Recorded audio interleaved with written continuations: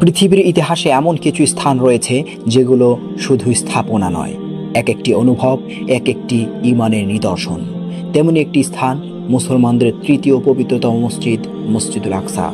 এই মসজিদটি অবস্থিত জেরুজালেমে, যেখানে হাজারো নবী পদার্পণ করেছেন, আগমন করেছেন। এটি সেই স্থান যেখান থেকে আমাদের প্রিয় নবী হযরত মুহাম্মদ সাল্লাল্লাহু আলাইহি ওয়াসাল্লাম মিরাজে গমন করেছিলেন।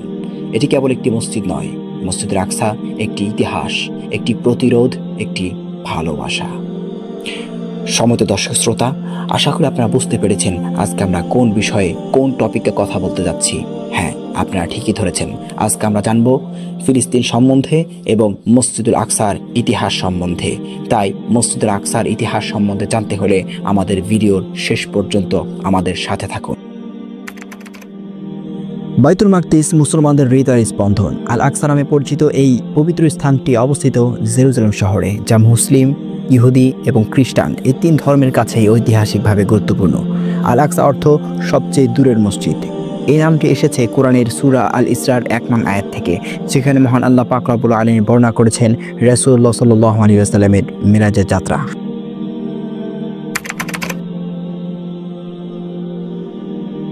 বাইতুল মাকদিস ছিল মুসলিমদের প্রথম কিবলা। রাসূল সাল্লাল্লাহু আলাইহি ওয়াসাল্লাম এবং সাহাবায়ে কেরামগণ প্রাথমিকভাবে এই দিকে মুখ করেই নামাজ আদায় করতেন। পরে কিবলা পরিবর্তন করে কাবার দিকে করা হয়। এখান থেকেই শুরু হয়েছিল রাসূল সাল্লাল্লাহু আলাইহি ওয়াসাল্লামের সপ্ত আকাশে মিরাজের যাত্রা। এই মসজিদে রাসূল সাল্লাল্লাহু আলাইহি ওয়াসাল্লাম ইমামতি করেছিলেন সকল নবীদেরকে নিয়ে, যা আল আকসাকে দিয়েছিল এক অনন্য মর্যাদা। জেরুজালেম ছিল বাইজেন্টাইন খ্রিস্টান সাম্রাজ্যের অংশ। 637 খ্রিস্টাব্দে মুসলিম সেনাপতি হযরত ওমর ইবনে খাত্তাব রাদিয়াল্লাহু তাআলা আনহু-এর হাতে জেরুজালেম বিজিত হয়। তিনি নিজ হাতে নগরীর চাবি গ্রহণ করেন এবং জেরুজালেমে শান্তিপূর্ণভাবে ইসলামিক শাসন প্রতিষ্ঠা করেন। তখনই আল আকসা মসজিদ নতুন করে নির্মাণ এবং উন্নয়নের কাজ শুরু করা হয়। 1099 সালে খ্রিস্টান ক্রুসেডার বাহিনী জেরুজালেম দখল করে নেয়। মসজিদে নামাজ বন্ধ হয়ে যায়, মুসলমানদের উপর চালানো হয় অমানবিক নির্যাতন। কিন্তু সময় বদলায়। 1187 সালে সালাউদ্দিন আইয়ুবী ইসলামী সেনাবাহিনী নিয়ে জেরুজালেম পুনরুদ্ধার করেন। তিনি মুসলমানদের জন্য আবারও খুলে দেন আল আকসার দরজা, চালু করেন আবারও নামাজ এবং অন্যান্য সকল ইবাদত। ফিলিস্তিন এখন এমন একটি ভূমি যেখানে প্রতিদিনই নিরীহ মানুষের রক্ত ঝরে। গাজা এবং পশ্চিম তীরে এখন মৃত্যু আর ধ্বংসের দৃশ্য দেখা যায়।